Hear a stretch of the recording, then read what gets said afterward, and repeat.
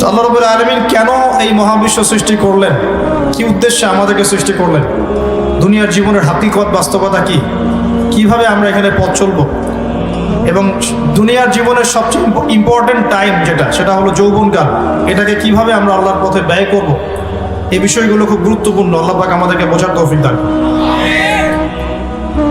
আল্লাহ রাব্বুল আলামিন সর্বপ্রথম সৃষ্টি করেছেন আরশে আযীম, এবং আরশে আযীম এর বিশালতা সম্পর্কে কিতাবুত তাওহীদ একটা গ্রন্থ আছে, আল্লামা মুহাম্মদ বিন আব্দুর ওয়াহাব রাহিমাহুল্লাহ তার রচিত কিতাবুত তাওহীদ গ্রন্থের শেষের দিকে একটা অধ্যায় আছে, সেখানে এই হাদিসটা পাওয়া যায়। এই বইটা কঠিন বই, একা একা পড়ে বোঝার মতো বই নয়, ওস্তাদ লাগবে। আর দ্বীনি জ্ঞান অর্জন করতে গেলে ওস্তাদ লাগবেই, সবকিছু একা একা অর্জন করা যায় না। সেখানে একটা হাদিস এসেছে যে রাসূলুল্লাহ সাল্লাল্লাহু আলাইহি ওয়াসাল্লাম বলেছেন, জমিন এবং আসমান, প্রথম আসমান এর মধ্যে দূরত্ব হচ্ছে 500 বছরের রাস্তা, প্রথম আসমান থেকে দ্বিতীয় আসমানের ডিস্টেন্স হচ্ছে 500 বছরের পথ। এভাবে প্রত্যেকটা আসমানের মধ্যবর্তী দূরত্ব হচ্ছে 500 বছরের পথ। এর উপরে আছে আল্লাহ রাব্বুল আলামিনের কুরসি, ওয়াসিআ কুরসিয়ুহুস সামাওয়াতি ওয়াল আরদ, আল্লাহ পাকের কুরসি আসমান জমিনকে পরিব্যাপ্ত করে রেখেছে। এর উপরে আছে মহাসাগর, যদিও বা বিজ্ঞান বা নাসা এখনো সেগুলো আবিষ্কার করতে পারে না। আর বিজ্ঞান কোনো কিছুকে সত্য বললেই সত্য বলে মেনে নিতে হবে, বিজ্ঞান কোনো কিছুকে মিথ্যা বললেই মিথ্যা বলে মেনে নিতে হবে, এটা ইসলামিক দর্শন নয়, এটা ইসলামিক কনসেপ্ট নয়। বিজ্ঞান আজকে একটা কথা বলে, কালকে আরেকটা কথা বলতে পারে, কিন্তু আল্লাহ পাকের ওহী সবসময় চূড়ান্ত জ্ঞানের কথা বলে। জ্ঞানের চূড়ান্ত উৎস হচ্ছে আল্লাহর ওহী। জ্ঞানের চূড়ান্ত উৎস কি? আল্লাহর ওহী। আল্লাহ পাক সূরা কাহফের 29 নম্বর আয়াতে বলেছেন, ওয়াকুলিল হাক্কু মির রাব্বিকুম, হক সেটাই, সত্য সেটাই, সত্য মিথ্যা চূড়ান্ত মানদণ্ড সেটাই যা তোমার রবের পক্ষ থেকে নাজিল হয়। ফামান শাআ ফালইউমিন ওয়া মান শাআ ফালইয়াকফুর, যার ইচ্ছা হয় সে স্বীকার করে নেক, ঈমান নিয়ে আসুক। ওয়া মান শাআ ফালইয়াকফুর, যার ইচ্ছা হয় সে অস্বীকার করুক। ইন্না আ'তাদনা লিযালিমিনা নারান, আমরা অস্বীকারী জালেমদের জন্য আগুন প্রস্তুত করে রেখেছি। সূরা বাকারা আল্লাহ পাক বলেছেন, আল হাক্কু মির রাব্বিক, সত্য তোমার রবের পক্ষ থেকে আসে। ফালা তাকুনান্না মিনাল মুমতারিন, তুমি সন্দেহবাদীদের অন্তর্ভুক্ত হও না। তাহলে আমরা বুঝতে পারলাম সত্য মিথ্যা, ন্যায় অন্যায়, হক বাতিলের চূড়ান্ত মানদণ্ড থেকে আসে, আল্লাহর পক্ষ থেকে আসে, যাকে আমরা বলি আল্লাহর ওয়াহী। এই আল্লাহর ওয়াহী জ্ঞান অর্জনের চূড়ান্ত মানদণ্ড। যদিও বা আজকে আমরা দেখছি যে ওহীর জ্ঞানকে পাশ কাটিয়ে আমরা যুক্তি বিজ্ঞান দর্শন এগুলোর চর্চা বেশি বাড়িয়ে দিয়েছি, এবং ইসলামের কোনো বিষয়কে মানছি তখনই যখন সেটা যুক্তি বিজ্ঞান দর্শনের আওতায় আসছে, তখন এর বাইরে গেলে আমরা মানছি না। এটা একটা কুফরি, এটা একটা শিরকি আকীদা। যেমন বর্তমান পশ্চিমা বিশ্বের এপিস্টেমোলজি হচ্ছে পরীক্ষা নিরীক্ষা পর্যবেক্ষণের মাধ্যমে যা লাভ করা যায় সেটা হলো জ্ঞান। আমরা এগুলো শিখেছি ইউনিভার্সিটিতে, কিন্তু আপনি ফেরেশতাদেরকে পরীক্ষা নিরীক্ষা পর্যবেক্ষণে ব্যাখ্যা করতে পারবেন না, রূহ বা আত্মাকে ব্যাখ্যা করতে পারবেন না, কবরের আযাব, জাহান্নামের আগুন, জান্নাত জাহান্নামকে আপনি ব্যাখ্যা করতে পারবেন না। যেহেতু আপনি পরীক্ষাগারে এগুলোকে ব্যাখ্যা করতে পারছেন না, তার মানে এগুলোর অস্তিত্ব নাই এমনটা মনে করে পশ্চিমারা। আর পশ্চিমাদের আদলে যারা চিন্তা করে তারাও একই মতাদর্শ প্রবর্তন করে। এই কারণেই আমরা দেখছি এখন বইপত্রের মধ্যে ডারউইনের মতবাদ চলে আসছে। এই মতবাদের কোনো প্রয়োজন ছিল না যদি মানুষ বিশ্বাস করত যে আল্লাহ পাক আদম আলাইহিস সালামকে তার নিজ হাতে সৃষ্টি করেছেন। এই কথা যদি মানুষ বিশ্বাস করতো তাহলে এই মতবাদের প্রয়োজন ছিল না। ওদের এই মতবাদের প্রয়োজন আছে। কেন? কারণ তারা কোনো ঈশ্বরে বিশ্বাস করে না, তারা কোনো আল্লাহ বিশ্বাস করে না। এই কারণে তারা মানুষের সৃষ্টি তত্ত্ব খুঁজতে গিয়ে উদ্ভট কিছু মতবাদ প্রদর্শন করে। আর যারা মুসলিম মুমিন তারা জানে আদম আলাইহিস সালামকে আল্লাহ পাক সৃষ্টি করেছেন নিজ হাতে। তাহলে আমাদের কি এইসব মতবাদের প্রয়োজন আছে? বানর থেকে মানুষ হয়নি। কোরআন বলছে উল্টা কথা। শনিবারের সীমা লঙ্ঘন করার কারণে আল্লাহ পাক এক বনু ইসরাঈলের একটা কওমকে বানর বানিয়ে দিয়েছেন। শনিবারে আল্লাহ রাব্বুল আলামিন মাছ ধরার ব্যাপারে নিষেধাজ্ঞা দিয়েছিলেন, সূরা বাকারার দিকে আছে এবং সূরা আরাফের মধ্যেও আছে। তো তারা মাছ ধরেনি, কিন্তু সেদিন মাছ ধরার ফাঁদ সৃষ্টি করেছিল। অতি চালাক তারা, বনু ইসরাঈল একটু বেশি চালাক। মান্না এবং সালোয়া খেয়েছে তো এই জন্যে। আর বনু ইসরাঈলের দাবিদার যারা, তারা কিন্তু এখন প্যালেস্টাইন দখল করে বসে আছে, খবর আছে? এগুলোর থাকে, আমাদের খবর থাকে যে মানে লোকাল বিষয়গুলো কি হচ্ছে, কোন আলেমের কোন ভুল, কার কোনটা বিষয় নিয়ে সমালোচনা করা যাবে, এগুলোর খবর আমাদের বেশি থাকে। অরিজিনাল এনিমি যারা আমাদের, সারা বিশ্বে আমাদের প্রকৃত শত্রু যারা, এদের ব্যাপারে আমরা খুব একটা ওয়াকিফাল না। তারা কি করছে, তাদের প্ল্যান কি, আগামী প্রজেক্টগুলো কি, মুসলিমদের উপর তারা কিভাবে স্টিম রোলার চালাচ্ছে, এগুলো আমরা খুব বেশি আলোচনা করি। আমরা আমাদের মধ্যেই কথা কাটাকাটি, গীবত, তহমত, সমালোচনা বেশি করে থাকি। জানি না যে আমরা এর মধ্য দিয়ে আসলে কি অ্যাচিভ করছি, আল্লাহ ভালো জানেন। তো তারা এখন প্ল্যান করেছে বাইতুল আকসা যেটা আছে, আকসাটাকে সরিয়ে সেখানে একটা টেম্পল নির্মাণ করা হবে, এটা ওদের প্রজেক্ট এখন। তো এখন আমরা কি করব এখন সবাই চিন্তা করবেন মনে মনে, আপনারা কি করবেন, আমরা কি করব। কেউ তো দোয়াটাও করতে পারেন না। মানুষ যে নামাজ একটু দোয়া করবে মুসলিম ভাইদের জন্য, এতটুকুও মন মানসিকতা কাজ করে না। আরো বড় বিষয় তো অনেক দূরের কথা। তবে ইনশাআল্লাহ তাআলা তাদের এই জুলুম চিরস্থায়ী হবে না। অচিরেই পুরো দুনিয়া থেকে তাদের নাম ও নিশান আল্লাহ পাক মিটিয়ে দিবেন ইনশাআল্লাহ।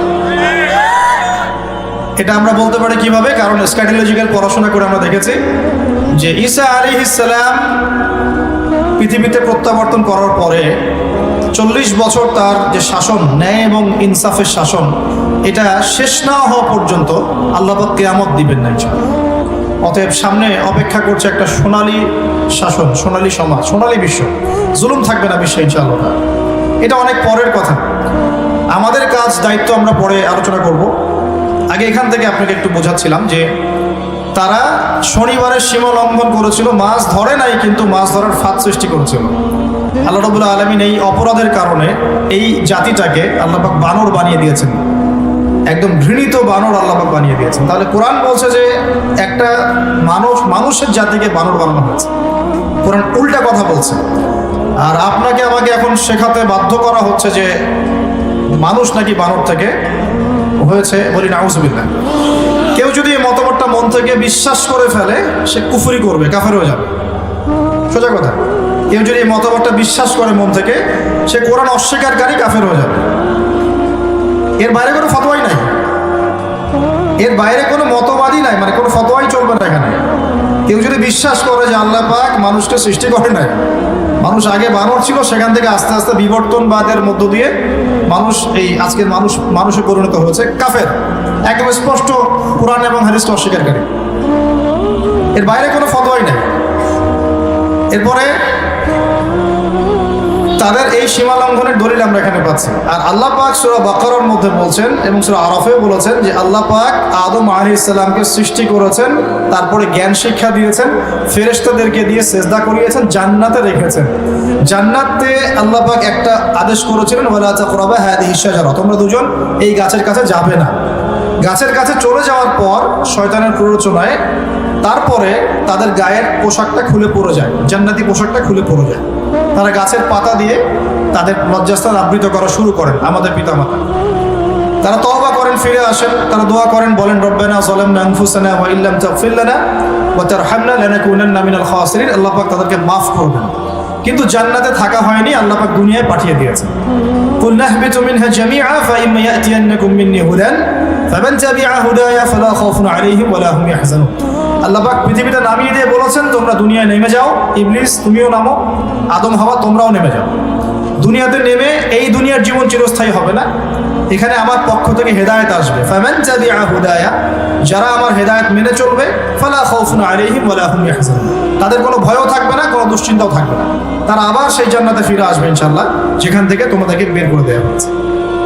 আর ওয়াল্লাযীনা কাফারু ওয়া কাযযাবু বিআয়াতিনা, যারা আমার আয়াতকে মিথ্যা প্রতিপন্ন করবে, অস্বীকার করবে, ফাউলাইকা আসহাবুন নার, এরা হচ্ছে জাহান্নামের অধিবাসী, হুম ফিহা খালিদুন, তারা সেখানে চিরস্থায়ী হবে। সহজ সরল দর্শন দিয়ে আল্লাহ পাক দুনিয়াতে নামিয়ে দিয়েছেন। বুঝতে পারলাম যে আমরা বানর থেকে হইনি, আমরা জান্নাত থেকে এসেছি। আমরা কোত্থেকে আসছি ভাই? আমি কি বানিয়ে বললাম না কোরআনে আছে এগুলো? যে কোনো মাযহাবের উলামায়ে কেরামকে জিজ্ঞাসা করেন, এই সূরার আলোকে এগুলোই তারা বলবেন। আমরা আগে কোথায় ছিলাম? জান্নাতে ছিলাম। আমরা পৃথিবীর অধিবাসী নই, আমরা জান্নাতের অধিবাসী ছিলাম। আমাদের পিতা মাতা কোথায় ছিল? জান্নাতে। তারপরে সেখান থেকে আল্লাহ পাক আমাদের পিতা এবং মাতাকে পাঠিয়েছেন এই নশ্বর দুনিয়ায়। আর আমাদের চিরস্থায়ী গন্তব্য হচ্ছে জান্নাত। দুনিয়াতে এসেছি কর্মক্ষেত্র, আল্লাহ পাক পরীক্ষা নিচ্ছেন।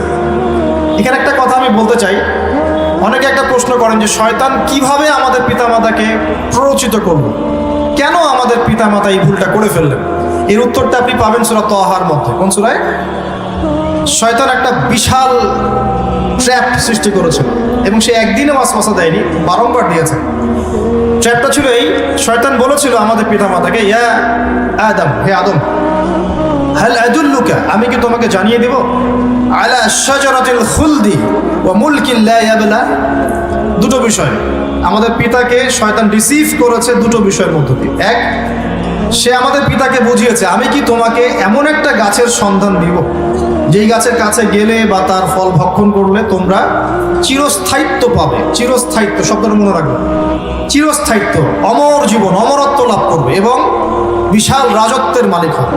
দুটো বিষয়, রাজত্ব, আরেকটা কি? অমরত্ব। একটু কেয়ারফুল থাকেন, দুনিয়াতে যত মানুষ আল্লাহ থেকে দূরে চলে যায় তাদের দূরে চলে যাওয়ার পিছনে এই দুটো কারণের একটা কাজ করবে। হয় চিরস্থায়িত্বের আশা, দুনিয়ার জীবনের মোহ, এই দুনিয়ার মোহ, চিরস্থায়িত্বের আশা, আরেকটা হচ্ছে ক্ষমতার দাপট। এই দুটো জিনিসের মধ্য দিয়ে মানুষ বিভ্রান্ত হয়েছে এই দুনিয়াতে যুগে যুগে। ঠিক একই জিনিস আদম আলাইহিস সালামকে শয়তান শিখিয়েছে, ওয়াসওয়াসা দিয়েছিল তখন। তো এক পর্যায়ে তারা সেখানে চলে যান, সেখানে গাছের ফল খেয়েছেন কি খান নাই সেটা কোরআনে দেয়া নাই। আর সেই ফলের নাম কি ছিল এটা জানারও আমাদের দরকার আছে। দরকার আছে না নাই? কোনো দরকার নেই, আমাদের প্রয়োজন নাই। ওই ফলের নাম কি ছিল এটা যেমন উদ্ভট প্রশ্ন, ইমাম মাহদী কত সালে আসবে এটা একটা উদ্ভট প্রশ্ন। এই দুটোই উদ্ভট প্রশ্ন, কত সালে আসবে আর ওই গাছের ফলের নাম কি ছিল, এগুলো জানার প্রয়োজন নেই আমাদের। আমরা জানি তিনি আসবেন যখন মুসলিমদের অবস্থা খারাপ হবে। অবস্থা আস্তে আস্তে খারাপই হয়েছে এবং হচ্ছে।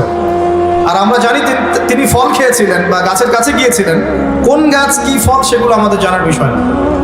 বিষয়টা হচ্ছে শয়তান কি প্রলোভনটা দিয়েছিল। একটা হচ্ছে চিরস্থায়িত্বের প্রলোভন, আরেকটা হচ্ছে কি বলেন, ক্ষমতা। কিসের ক্ষমতা? আরেকটা জায়গা আছে তোমরা ফেরেশতা হয়ে যাবে, তোমরা ফেরেশতা হয়ে যাবে, মানুষ থেকে ফেরেশতা হয়ে যাবে। এই তিনটা বিষয়। তো যখনই তারা গাছের কাছে চলে যান তখন একটা বিশাল ঘটনা ঘটেছে। এই ঘটনাটা বলার পরে আমি সামনে যাচ্ছি। আল্লাহ পাক বলছেন, ফালাম্মা যাকাশ শাজারা, যখন আদম এবং হাওয়া আলাইহিমুস সালাম তারা গাছের কাছে চলে গেলেন তখন কি হলো, বাদাত লাহুমা সাওআতুহুমা, তাদের যে পোশাক ছিল জান্নাতের পোশাক, এই পোশাকটা গা থেকে খুলে পড়ে গেল এবং তারা জান্নাতের পাতাগুলোকে ছিঁড়ে ছিঁড়ে লজ্জাস্থান আবৃত করা শুরু করলেন। এখানে খেয়াল করেন, আল্লাহ পাক এই ঘটনার পরে আপনাকে আমাকে বলছেন, ইয়া বানি আদম, হে বনু আদম, আমাদেরকে বলছেন, হে আদম সন্তান, লা ইয়াফতিনান্নাকুমুশ শাইতান, শয়তান যেন তোমাদেরকে ফিতনায় ফেলতে না পারে, কামা আখরাজা আবাওয়াইকুম মিনাল জান্নাহ, যেমন করে শয়তান তোমাদের পিতামাতাকে জান্নাত থেকে বের করে দিয়েছে। শুধু বের করে নাই, ইয়ানজিউ আনহুমা লিবাসাহুমা, শয়তান তোমাদের পিতামাতার লেবাস খুলে ফেলেছিল। এখানে খেয়াল করেন, শয়তান আমাদের পিতামাতার লেবাস খুলে ফেলেছে এবং আল্লাহ পাক আমাদেরকে সতর্ক করছেন, শয়তান তোমাদের পিতামাতার সাথে যা করেছে তোমাদের সাথে যেন এমন ফিতনা সৃষ্টি করতে না পারে। এখন দুনিয়াতে, এই যে দুনিয়ার জীবনে বর্তমান প্রেক্ষাপটে এসে একটু দেখেন যে আমরা কিন্তু এখন অশ্লীলতা, পর্নোগ্রাফি, জেনা, নগ্নতা, কাপড় খুলে ফেলার সংস্কৃতির দিকে ধাবিত হচ্ছে। খেয়াল করেছেন কি? তাহলে যারা আল্লাহর বান্দাদের গা থেকে কাপড় খুলে ফেলে, এদের মধ্যে ফ্রি মিক্সিং, জেনা, ব্যভিচার, পর্ন, নোংরামি, অশ্লীলতা ছড়িয়ে দেওয়ার চেষ্টা করছে, এরা কার এজেন্ডা দুনিয়ায় বাস্তবায়ন করছে? প্রমাণ করতে পারলাম কি? শয়তান যে কাজটা জান্নাতে করেছে আমাদের পিতামাতার সাথে, তার এজেন্ডা সেই কাজটা করছে এখন আল্লাহর জমিনে মুসলিমদের সাথে। এমন সভ্যতাকে আমরা ফলো করছি যে সভ্যতার মধ্যে সমকামিতা জায়েজ, পশ্চিমা সভ্যতা, সমকামিতা জায়েজ, এবং তার ছোঁয়া এখন বাংলাদেশের মতো কান্ট্রিতেও পড়েছে। ছেলে ছেলের প্রতি আকর্ষিত হচ্ছে, মেয়ে মেয়েকে বিয়ে করছে। হচ্ছে কি হচ্ছে না? আপনারা তো খবর রাখেন কিনা জানি না, তবে তাদের সংগঠনও আছে। তাদের কি আছে? সংগঠনও আছে, ফ্ল্যাগ আছে, ফ্ল্যাগ, রেইনবো ফ্ল্যাগ, যেখানে রংধনুর 7 রং দেওয়া আছে। আপনারা হয়তো এগুলো কতটুকু জানেন আমি জানি না। তারা নির্দিষ্ট একটা দিনে আবার একত্রিত হয়, জাস্ট লাইক অ্যাজ কনফারেন্স, এরকমও হয়। তো ওই পশ্চিমা সভ্যতার ছোঁয়া এখন মুসলিম কান্ট্রিগুলোর মধ্যে লেগেছে। কোরআনের মধ্যে কি সমকামিতার কথা আছে কি নাই? আছে না নাই? সমকামিতার কথা কোরআনে নাই? কোন কম সমকামী ছিল? কোন কম? কওমে লূত। আচ্ছা, লূত আলাইহিস সালাম যে কওমের মধ্যে গিয়েছিলেন সেই কওমের মানুষরা ছেলেতে জিনা করতে বলে নাউজুবিল্লাহ। আল্লাহ পাক সেই কওমকে কি শাস্তি দিয়েছেন? আল্লাহ রাব্বুল আলামিন সেই কওমটাকে উপরে উঠিয়ে পাথর নিক্ষেপ করে আবার মাটিতে ধসিয়ে দিয়েছেন। জর্ডান, যেটা জর্ডানের নাম শুনেছেন? জর্ডানের একটা সাগর আছে, ডেড সি, যেটাকে বলে মৃত সাগর। এই জায়গায় এই কওমটা থাকতো, যেই সাগরে কোনো কিছু ডোবে না, সব ভেসে থাকে। এখানে আল্লাহর গজব পড়েছিল। তো এই সভ্যতার সাথে যারা সম্পৃক্ত, এই সভ্যতার ছোঁয়া এখন আস্তে আস্তে মুসলিম কান্ট্রির মধ্যে চলে আসছে। সমকামিতা বাড়ছে দিন দিন। নবী সাল্লাল্লাহু আলাইহি ওয়াসাল্লাম কিন্তু সতর্ক করেছিলেন যে আমি আমার উম্মতের মধ্যে যে বিষয়গুলোতে ভয় পাই তার মধ্যে এটা একটা, যে আমার উম্মতের মধ্যে সমকামিতা ছড়িয়ে পড়ছে। কোনো কোনো ক্ষেত্রে আমরা এগুলোকে প্রমোট করা শুরু করেছি। এমন কিছু মানুষকে জ্ঞান শিক্ষা দিচ্ছে যারা সমকামিতার পক্ষে পোস্ট দেয়। এমন কিছু মানুষকে জ্ঞান শিক্ষা দিচ্ছে এখন, যারা এই নোংরামি বেহায়াপনার পক্ষে সাফাই গাওয়ার চেষ্টা করে। আল্লাহ রাব্বুল আলামিন আমাদের সবাইকে পবিত্র থাকার তৌফিক দান করুন। জিনা পশ্চিমাদের অন্যতম একটা এজেন্ডা, জিনা সবখানেই জিনা ওদের মধ্যে এত বেশি ফ্রি যে কোনো কোনো ক্ষেত্রে ভাই বোনের সাথেও জিনা করে এরা। এবং বহু রিপোর্ট দেখে, লস্ট মডেস্ট্রি একটা বই আছে, মুক্ত বাতাসের খোঁজে, পড়ে দেখতে পারেন, যে সৎ বাবার হাতে যে কত মেয়ে ধর্ষিত হয়েছে পশ্চিমা সভ্যতায় তার পরিসংখ্যান দেয়া আছে। মেয়েরাই রিপোর্ট করে এগুলো। ওখানে চাইল্ড অ্যাবিউজিং বেশি, বাচ্চা মেয়েদেরকে অ্যাবিউজ করা হয়, সেক্সুয়ালি হ্যারাস করা হয়, যৌন হয়রানি করা হয়। ওখানে সেক্সটা ফ্রি, আপনি চাইলেই হোটেলে করতে পারেন। মাদকটা উন্মুক্ত করতে পারেন। পর্নোগ্রাফি একটা ইন্ডাস্ট্রি, পর্নোগ্রাফি একটা আলাদা ইন্ডাস্ট্রি ওদের। এটা খারাপ কিছু না, ওদের কাছে একটা ইন্ডাস্ট্রি। যেমন বলিউড হলিউড আছে, এরকম পর্নোগ্রাফি একটা ইন্ডাস্ট্রি, যেখান থেকে প্রায় $72 বিলিয়ন ব্যবসা তারা করে সারা বিশ্বে। তো এই জিনিসগুলো কি মুসলিমদের কালচার, মুসলিমদের সভ্যতা, আমাদের সংস্কৃতি, আমাদের কোরআন সুন্নাহর সাথে কোনো সম্পর্ক আছে? তাহলে মুসলিম কান্ট্রিগুলোর মধ্যে এগুলো আস্তে আস্তে বাড়ছে কেন? ফ্রি মিক্সিং বেড়েছে না কমেছে? বেড়েছে না কমেছে? স্কুল থেকে শুরু করে চাকরি ক্ষেত্র পর্যন্ত ফ্রি মিক্সিং আছে কি নাই? এর ফলশ্রুতিতে নারী পুরুষের যে রোল, এটা উলট পালট হয়ে গেছে কিনা? এর মধ্য দিয়ে অবৈধ সম্পর্ক বেড়েছে, হারাম সম্পর্ক বেড়েছে, জেনা বেড়েছে, কোনো কোনো ক্ষেত্রে ধর্ষণও বেড়েছে। এতে করে পরিবারের যে ভাঙনটা, ব্যালেন্সটা, পরিবারের ব্যালেন্সটা কিন্তু ভেঙে গেছে। খেয়াল করছেন কি? একটু কি গড় করে খেয়াল করছেন সমাজ আসলে হচ্ছেটা কি? তারপরে মাদক, এটা কি আমাদের ট্রেডিশন? আমাদের সাথে কোনো সম্পর্ক আছে? কিন্তু আমাদের যুবকদের মধ্যে মাদক গ্রহণের প্রবণতা দিন দিন বাড়ছে না কমছে? অনেক আইন করা হচ্ছে, রেট দেওয়া হচ্ছে, শাস্তির আওতায় আনা হচ্ছে, তারপরেও কেন বাড়ছে? কারণটা কি? আমি আপনাকে কয়েকটা কারণ ফাইন্ড আউট করে দিই। সলিউশনের দায়িত্ব আপনাদের, কারণ আমাদের দায়িত্ব এতটুকুই, ফাযাক্কিরিন আনতা মুযাক্কির, এর বেশি কিছু করার ক্ষমতা আমাদের কাছে নাই। যুবকরা এমনি এমনি মাদকে যাচ্ছে না। প্রথম একটা কারণ হচ্ছে পরিবারের মধ্যে পিতামাতার মধ্যে সম্পর্কের অবনতি। পিতামাতার সম্পর্ক যখন অবনতি ঘটে, পরিবারের ঝগড়া ফাসাদ বেশি হয়। এরকম পরিবারের সন্তানরা একটু উগ্র হয়ে যায়, মাদকের সাথে এডিক্টেড হয়ে যায়। মাদকের এডিক্টেড হওয়ার অন্যতম কারণ হচ্ছে যে ছোটবেলা থেকে পিতামাতা স্নেহ মমতা না পাওয়া, কোনো কোনো ক্ষেত্রে পারিবারিক সাপোর্টের অভাবে এবং পিতামাতার রুট বিহেভিয়ার কারণে সন্তানরা উগ্র হয়ে যাচ্ছে দিন দিন। এখন ফ্যামিলিস্ট রেভলিউশন বেড়েছে, মেয়েরা এখন চাকরি বাকরি অনেক কিছুতে ব্যস্ত বেশি। এই কারণে কোনো কোনো ক্ষেত্রে দেখা যায় বাচ্চাকে মানুষ করতে বেবি সিটার লাগে বা কাজের বুয়ার প্রয়োজন হয়। তো যে সন্তানরা কাজের বুয়ার কাছে মানুষ হয় তারা কিন্তু পিতামাতার ওই মমতাটা পায় না, তখন সে বড় হয় একটা উগ্র মেজাজ নিয়ে। এই ছেলেদেরকে খারাপ পথে নিয়ে যাওয়াটা শয়তানের জন্য সহজ। কথাগুলো কি বুঝতে পারছেন? খুব বেশি কঠিন হচ্ছে নাকি? আচ্ছা, আমি তো ইয়াংদেরকে মনে করি তারা বুদ্ধিদীপ্ত, এই জন্য আমি একটু স্কেলটা বাড়ানোর চেষ্টা করছি। আরও কঠিন হবে ইনশাআল্লাহ সামনে। আচ্ছা, এক নাম্বার কি বললাম? পারিবারিক আপোষের হৃদ্যতার অভাব। একটা বলেছি পরিবার থেকে সাপোর্টের অভাব, পরিবারের পিতামাতার কাছ থেকে পর্যাপ্ত সাপোর্টের অভাব, ভালোবাসার অভাব। ভালোবাসা দিয়ে যদি সন্তান মানুষ করা যায়, সেই সন্তান কখনো খারাপ পথে যায় না। দুটো এক্সাম্পল দেব আপনাকে। উমর রাদিয়াল্লাহু আনহু নাম শুনেছেন তো? তিনি কি একটু কঠোর মানুষ ছিলেন কিনা? আচ্ছা, তিনি যখন ছোট বা ইয়াং ছিলেন তখন তার বাবা তাকে খুব কঠোরতার সাথে মানুষ করেছিলেন। তার জীবনে পড়ে দেখবেন, ছোটবেলায় যদি আপনাকে অনেক বেশি কঠোরতার মধ্যে মানুষ করা হয়, আপনি কঠোর হয়ে বড় হবেন। নবী সাল্লাল্লাহু আলাইহি ওয়াসাল্লাম নরম মানুষ ছিলেন কিনা? সবচেয়ে নরম মানুষ না? সবার পাশে দাঁড়ান, বিপদে আপদে সবার পাশে দাঁড়ান, এতিমের মাথায় হাত বুলান, বিধবাদের খোঁজ নেন, হ্যাঁ, তিনি অসহায় মানুষের পাশে থাকেন। নবী হওয়ার আগেও তার এই সিফতগুলো ছিল কিনা, নাকি নবী হওয়ার পরে এগুলো অর্জন হয়েছে? আগে থেকেই তিনি এমন মানুষ ছিলেন। কিভাবে? কারণ ফ্যামিলিগতভাবে তাকে যারা মানুষ করেছে তারা নবী সাল্লাল্লাহু আলাইহি ওয়াসাল্লামকে প্রচণ্ড ভালোবাসা মমতা দিয়ে মানুষ করেছে। তার দাদা তাকে কোলে নিয়ে বসতেন কাবা ঘরে, বসে বলতেন, আব্দুল মুত্তালিব, তিনি বলতেন যে আমার এই যে বংশধর একদিন বড় নেতা হবে। যখন আপনি আপনার সন্তানকে এভাবে আদর করে পিছন থেকে কনফিডেন্স দিবেন, আপনার সন্তান ভালো করবে ইনশাআল্লাহ। আর যখন সন্তানকে বলবেন যে কিছুই পারে না, তারা কিচ্ছু হবে না, ও হীনমন্যতায় ভুগবে, আসলে সে কিছু করতে পারবে না। আমাদের প্যারেন্টিং শিখতে হবে, সন্তান প্রতিপালন শিখতে হবে। সন্তান কি খায়, কিভাবে তার সাথে আপনি কথা বলছেন। আপনি যদি ওর সাথে স্ল্যাং ল্যাঙ্গুয়েজে কথা বলেন, সে স্ল্যাং ল্যাঙ্গুয়েজ শিখবে। যদি আপনি তার সাথে সুন্দর করে সুন্দর বাচন ভঙ্গিতে কথা বলেন এবং বড় মাপের কথা বলেন, বাচ্চাদের মতো কথা না, অ্যাডাল্ট ওয়ার্ড, ভালো ভালো কথা বলেন, যে কথাগুলো আমরা বুঝি, এরকম কথা যদি ওকে বলেন, ও দ্রুত বড় হবে, ও দ্রুত ম্যাচিউরড হবে।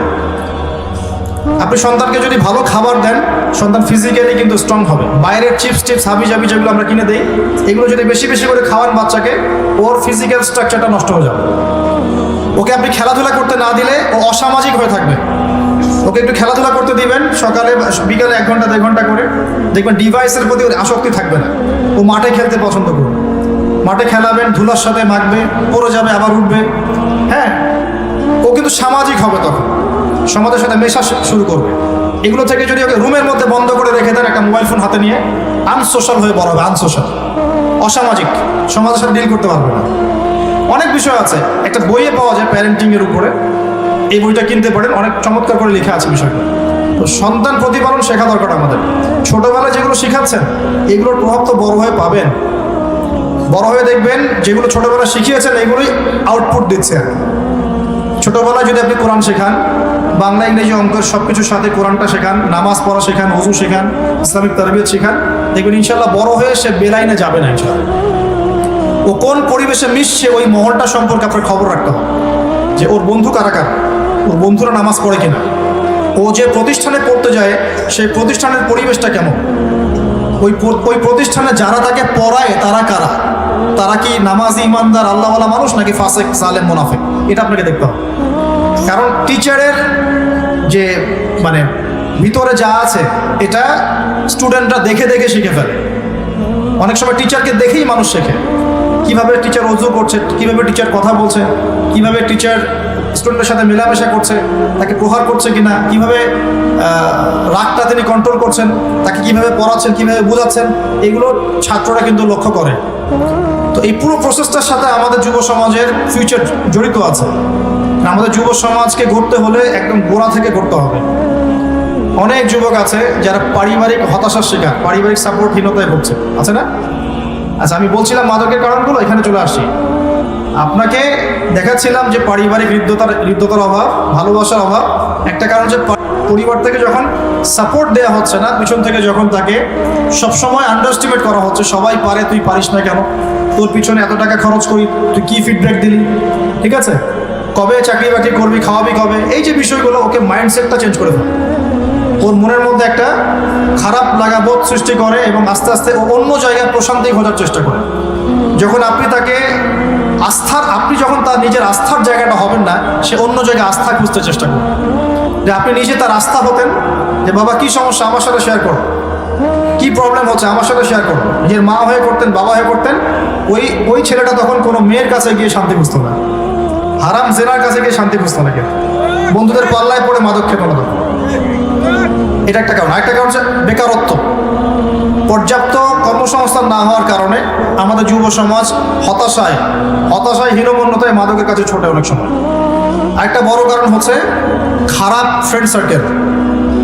ফ্রেন্ড সার্কেলের কারণে তারা এই সমস্যায় ভোগে। আরেকটা কারণ আছে, বড় কারণ, এটা হচ্ছে নারী পুরুষের ফ্রি মিক্সিং। ছেলে মেয়েদের ফ্রি মিক্সিংয়ের কারণে অল্প বয়সী ছেলেদের মেয়ের সাথে প্রেম হয়ে যায়, মেয়েদের ছেলের সাথে প্রেম হয়ে যায়। আর এই যে প্রেমগুলো সো কল্ড, এই প্রেমগুলোর মধ্যে 95%ই টেকে না।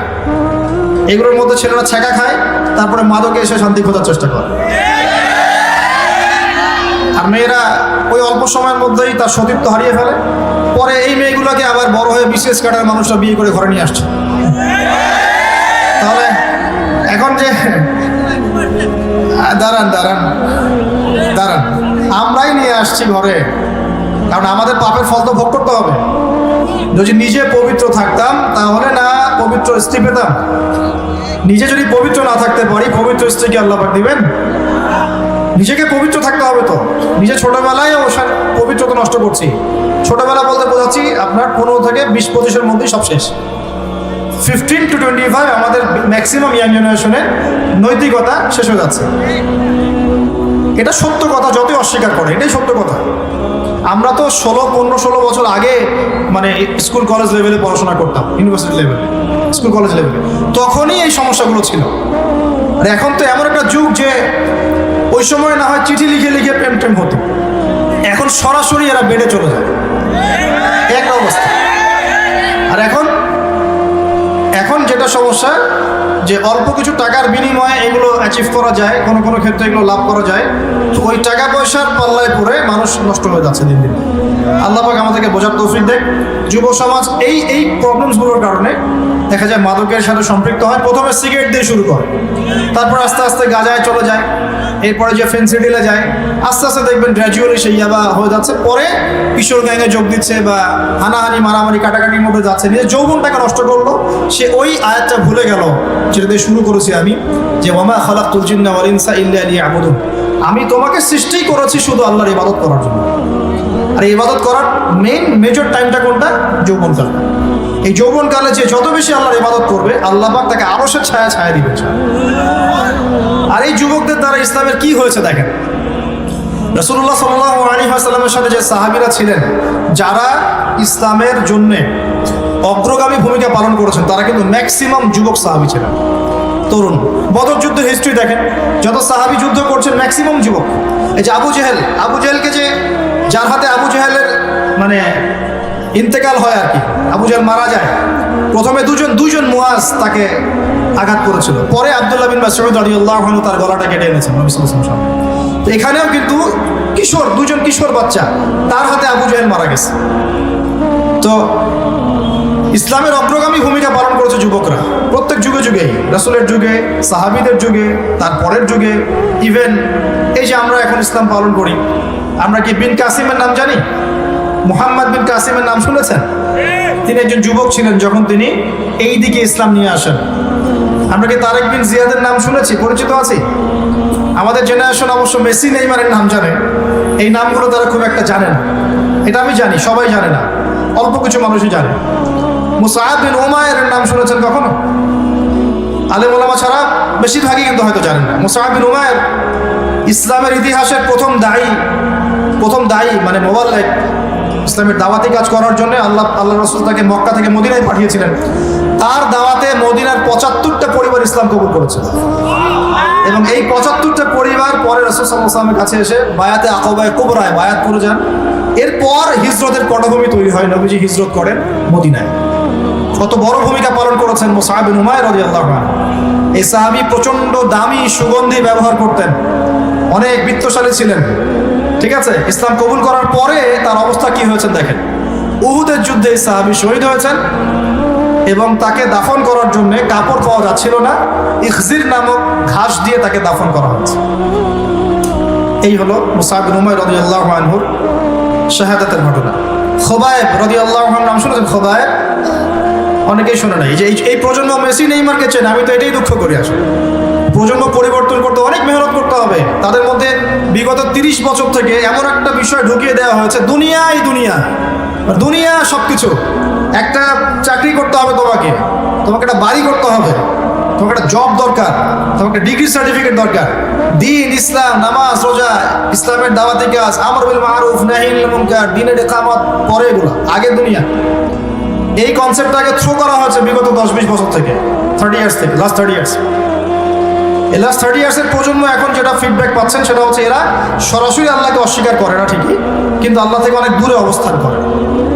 সরাসরি আল্লাহকে অস্বীকার করে না, কিন্তু ঘুরিয়ে ফিরিয়ে অস্বীকার করে। আর এখন যে প্রোপাগান্ডাগুলো চলছে শিক্ষার মধ্য দিয়ে, এর মধ্য দিয়ে বিগত আগামী 30 বছর যদি এভাবে চলতে থাকে, তাহলে এমন একটা প্রজন্ম আসবে যে আল্লাহকে চিনবেই না। এটাই হবে। এটা ভবিষ্যৎবাণী না, এটা দূরদর্শিতা, বাসিরা। খিদির আলাইহিস সালাম বলেছিলেন নৌকা ফুটা করছে এই কারণেই, না ফুটা না করলে ওটা চুরি হয়ে যাবে।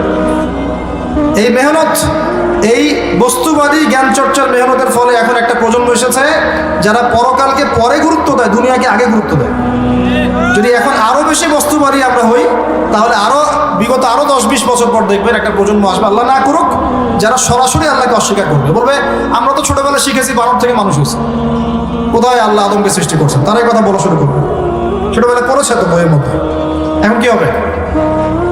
তো প্রিয় ভাইয়েরা, যৌবনকালটা আপনার জীবনের সবচেয়ে ভাইটাল টাইম। এই টাইমটাকে গার্লফ্রেন্ডের পিছনে, মাদকের পিছনে, পর্নোগ্রাফির পিছনে, এই যে হানাহানি মারামারির পিছনে বা অহেতুক সময় নষ্টের পিছনে ব্যয় করবেন না। আজকে আপনারা যুবকরা অনেকে এসেছেন বলে আমি এই টপিকটা একটু আবার রিভিউ করছি আপনাদের জন্য। ইনশাআল্লাহ আমার জীবনে কাজে দিয়েছে, আপনার জীবনে কাজে দিবে ইনশাআল্লাহ। কি করতে হবে? শুধু বাসায় গিয়ে চোখ বন্ধ করে একটা ফিকির করবেন আজকে গিয়ে। আজকের লেকচার সফল হয়ে যাবে ইনশাআল্লাহ যদি এই একটা কাজ আপনারা করতে পারেন। পারবেন তো ইনশাআল্লাহ?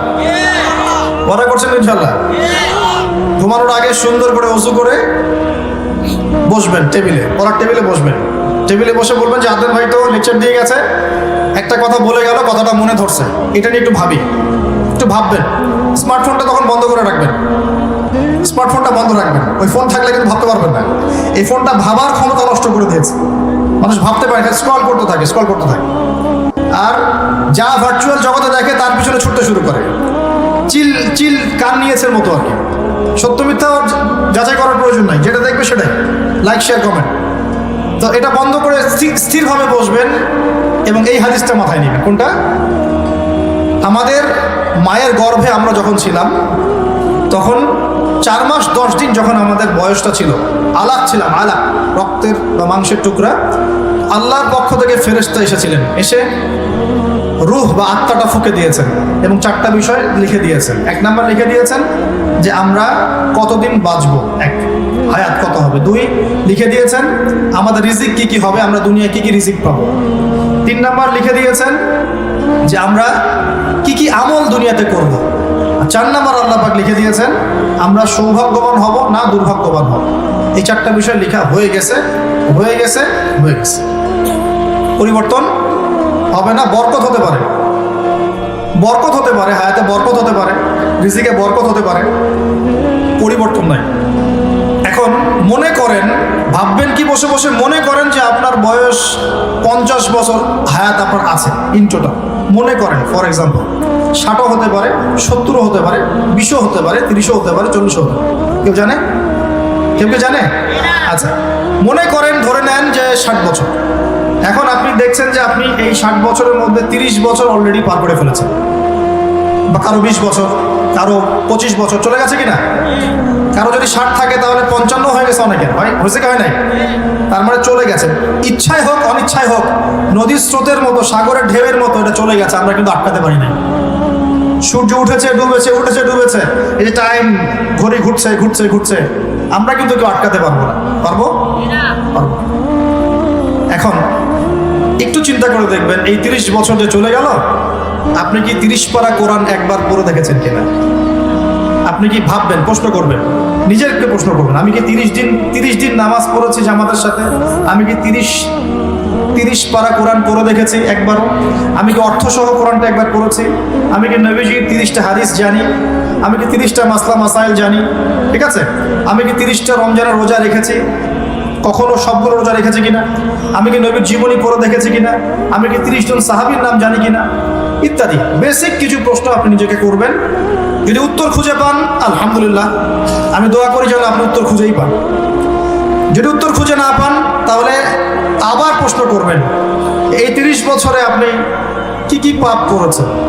এই 30 বছরে আপনি শিরকের পাপ করেছেন কিনা, বেদাতের আমল করেছেন কিনা, হারাম খেয়েছেন কিনা, এই 30 বছরে জেনা করেছেন কিনা, মাদক খেয়েছেন কিনা, অন্যের হক নষ্ট করেছেন কিনা, কাউকে গালিগালাজ করেছেন কিনা, কারো গীবত করেছেন কিনা, কাউকে মিথ্যা অপবাদ দিয়েছেন কিনা, কাউকে আঘাত করেছেন কিনা, অন্যায়ভাবে কাউকে হত্যা করেছেন কিনা, কারো প্রতি জুলুম করেছেন কিনা, একদম লিস্ট আপ করবেন।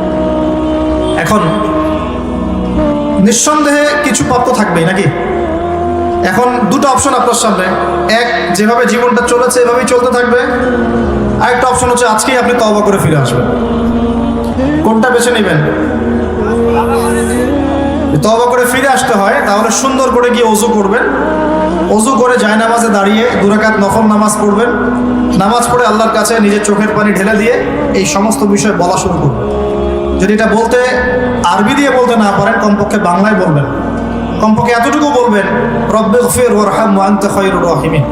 বলবেন আস্তাগফিরুল্লাহাল্লাযী লা ইলাহা ইল্লা হুয়াল হাইয়ুল কাইয়্যুম ওয়া আতুবু ইলাইহি। অথবা বলবেন আল্লাহুম্মা ইন্নী যালামতু নাফসি যুলমান কাসীরান ফাগফিরলি মাগফিরাতাম মিন ইনদিকা ওয়ারহামনি ইন্নাকা আনতাল গফুরুর রহিম। অথবা সাইয়্যিদুল ইস্তিগফার পড়তে পারেন, অথবা এটাও পড়তে পারেন আল্লাহুম্মা গফিরলি মা কদ্দামতু ওয়া মা আখারতু ওয়া মা আসরারতু ওয়া মা আ'লানতু ওয়া মা আনতা আ'লামু বিহি মিন্নি আনতাল মুকদ্দিমু ওয়া আনতাল মুআখির ওয়া আনতা আলা কুল্লি শাইইন কাদির। হিসনুল মুসলিম বইয়ের মধ্যে সবগুলো দোয়া দেওয়া আছে। এটার অ্যাপস পাওয়া যায়, অ্যাপসের মধ্যেও পাবেন, প্লে স্টোরে আছে। এই দোয়াগুলো করে আপনি যদি আল্লাহর কাছে নিজের ভুল স্বীকার করেন, ক্ষমা প্রার্থনা করেন এবং আগামী দিনে আর কোনো গুনাহে লিপ্ত না হওয়ার প্রত্যয় ব্যক্ত করেন, চিন্তা করেন আল্লাহ আমাকে তুমি তৌফিক দাও, ক্ষমা করে দাও এবং আমাকে জ্ঞান অর্জনের তৌফিক দাও, বেশি আমলের তৌফিক দাও, তাজকিয়া আত্মশুদ্ধি অর্জন করার তৌফিক দাও, দিনের দাওয়াতি কাজ করার তৌফিক দাও এবং তোমার দিনটাকে তোমার জমিনে প্রতিষ্ঠা করার তৌফিক আল্লাহ আমাকে দান। এমন দোয়া করে যদি প্রত্যয় ব্যক্ত করতে পারেন, ইনশাআল্লাহ আল্লাহ পাক বলেছেন সূরা ফুরকানের শেষের দিকে আল্লাহ বলছেন ইল্লা মান তাবা, সে ব্যক্তির কথা ভিন্ন যে তওবা করে ফিরে আসে, ওয়া আমানা ওয়া আমিলা আমালান সলিহান, যে ঈমান নিয়ে আসে এবং বেশি বেশি সৎ আমল করা শুরু করে। আল্লাহ বলেন উলাইকা ইউবাদদিলুল্লাহু সাইয়্যাতিহিম হাসানাত, এরা সেই সব মানুষ যাদের সমস্ত গুনাহগুলোকে আল্লাহ পাক নেকি দিয়ে পরিবর্তন করে দেবেন ইনশাআল্লাহ। আল্লাহ পাক শুধু গুনাহ মাফ করে দিবেন তাই বলেন নাই, বলেছেন নেকি দিয়ে কি করবেন? পরিবর্তন করে দিবেন। প্রিয় যুবক ভাই, এই ইয়াং এজে যদি আমরা আল্লাহর দিনের জন্য কিছু করতে চাই, এটাই হচ্ছে সবচেয়ে ভাইটাল টাইম। এরপরে সময় থাকবে না। মায়ের গর্ভে ছিলাম দুর্বল, আস্তে আস্তে আস্তে আল্লাহ পাক শক্তিশালী করেছেন। এই যে শক্তিটা এখন আমাদের মধ্যে আছে, এই শক্তিটা থাকবে না। আস্তে আস্তে আমরা কিন্তু বার্ধক্যে যাব। যখন চলে যাব তখন আর যৌবনে ফিরে আসতে পারবো না। এটাই আমাদের লাস্ট অ্যান্ড ফাইনাল চান্স।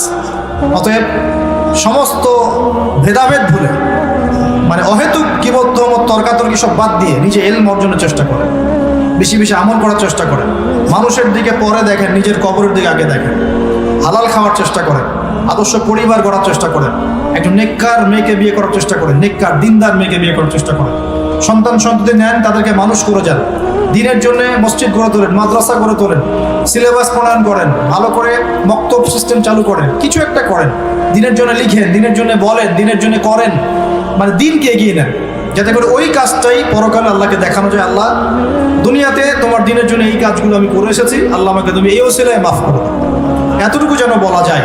আল্লাহ পাক সবাইকে কবুল করুন, তৌফিক দান করুন বলে আমি। এখন আসেন, আল্লাহ পাক আস্তে আস্তে আল্লাহ পাক আরো বলেছেন, আরো সে ছায়া ছায়া পাবে কিন্তু ন্যায়পরায়ণ শাসক।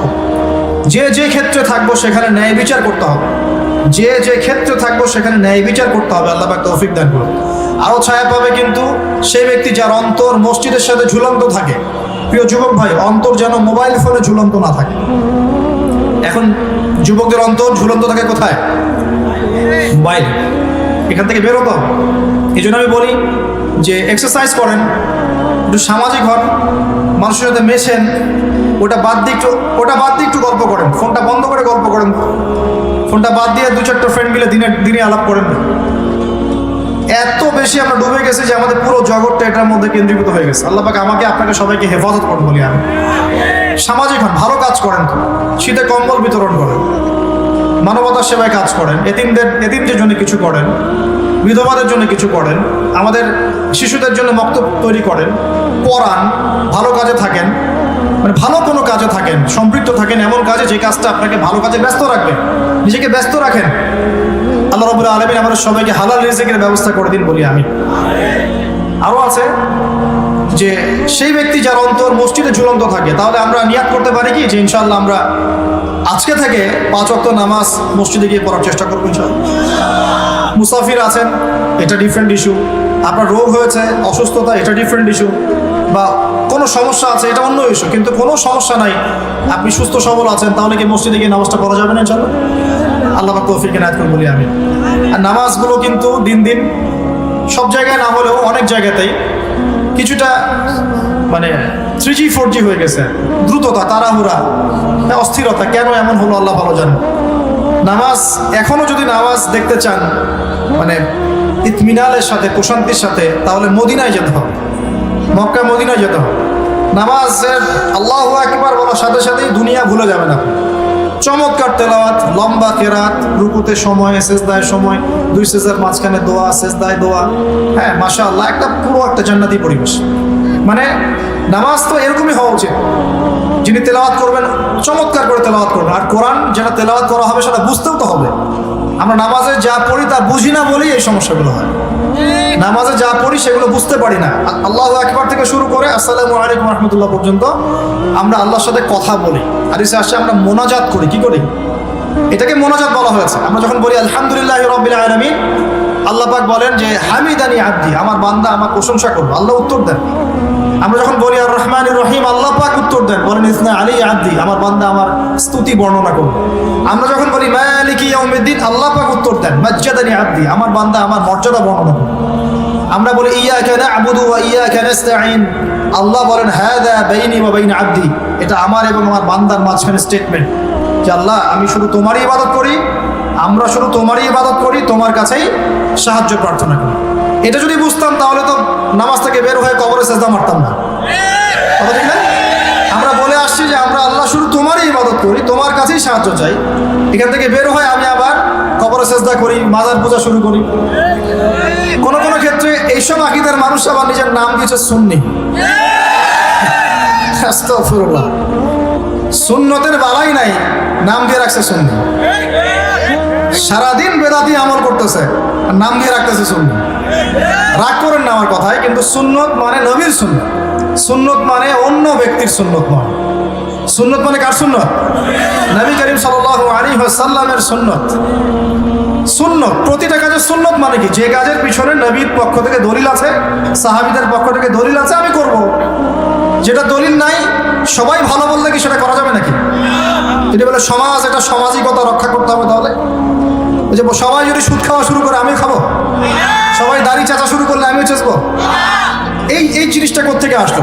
কোরআন সুন্নাহ সত্য মিথ্যার চূড়ান্ত হক, দলিল প্রমাণ আছে, করবো ইনশাআল্লাহ। দলিল নাই, করবো না, সিম্পল। সারা দুনিয়ার মানুষ যদি করে, আপনার করা যাবে না। কারণ কি? এই হাদিসটা শোনেন, কথার মাঝখানে হাদিসটা শোনাই দিই। শেষ জামানার যতগুলো হাদিস আছে, আমি বলবো না আমি 100% পড়েছি, কমপক্ষে 50% আমি পড়েছি কমপক্ষে। আর আমি এখন ফিল করি যে আমি আসলে ইসলামের কিছুই জানি না। এই 10-12 বছর পড়ার পর আমার কাছে মনে হচ্ছে যে আমি আসলে ইসলামের 10% জ্ঞান এখন অর্জন করতে পারিনি। সত্যি কথা বলতে আমার তাই মনে হয়। এই হাদিসটা আমি পড়েছি। নবীজি বলেছেন তোমাদের সামনে কঠিন সবরের একটা জামানা আসতেছে সামনে।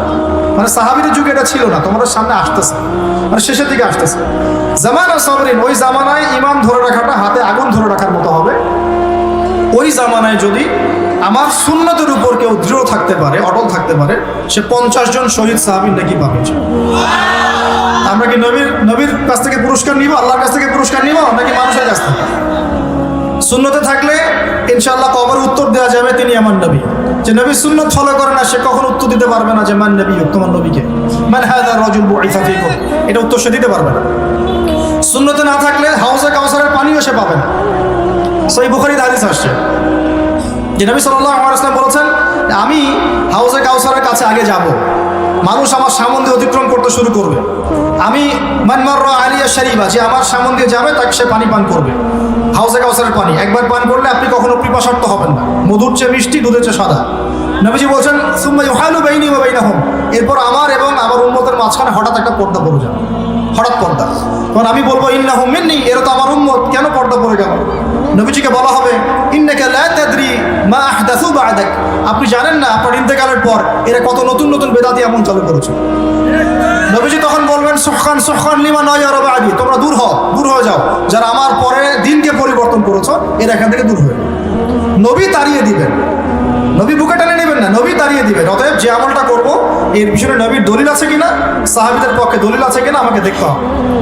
যদি দেখা যায় দলিল প্রমাণ আছে করবো ইনশাআল্লাহ, দলিল প্রমাণ নাই ছেড়ে দেওয়া হবে, এটাই সুন্নাত। আল্লাহ পাক সবাইকে তৌফিক দান করুন। যখন ইয়াকা না'বুদু ওয়া ইয়াকা নাস্তাঈন বলছি, আমি সাক্ষ্য দিচ্ছি আল্লাহ আমি শুধু তোমার ইবাদত করি এবং তোমার কাছেই সাহায্য চাই। তাহলে মৃত মানুষের কাছে কেন দোয়া করতে গেলাম? আল্লাহর কাছে সাহায্য চাই। তারপরে বলছি ইহদিনাস সিরাতাল মুস্তাকিম, আল্লাহ আমাকে সরল পথ দেখাও। সরল পথ কয়টা হয়? একটা না দুইটা? তো এতগুলো পথ হলো কেন আমাদের মধ্যে? এবার বলেন উত্তর দেন। এখন তো পথগুলোকে এক জায়গায় আনা যাচ্ছে না, যাচ্ছে কি? কঠিন। কিন্তু পথ তো একটা হবে। কটা হবে? মা আনা আলাইহি ওয়া আসহাবি, আমি যার উপর আছি আমার সাহাবীরা যার উপরে আছেন।